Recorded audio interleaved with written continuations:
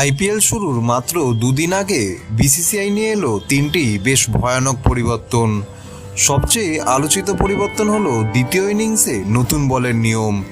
এখন থেকে দ্বিতীয় ইনিংসের 11তম ওভারের পর ফিল্ডিং করার দল চাইলে নতুন বল নিতে পারবে, তবে আম্পায়ার আগে বল পরীক্ষা করবেন।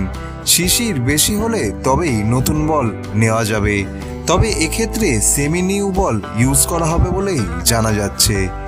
দ্বিতীয় পরিবর্তন হলো হোয়াইট বল নিয়ে। এবার থেকে হকাই ও বল ট্র্যাকিং প্রযুক্তি ব্যবহার করা হবে হোয়াইট বলের সিদ্ধান্তে, যাতে ভুল কম হয়। তৃতীয় পরিবর্তন হলো এবার থেকে বলে থুতু লাগানোর নিষেধাজ্ঞা তুলে নেওয়া হলো, আর বেশিরভাগ ক্যাপ্টেনই এতে সম্মতি জানিয়েছেন।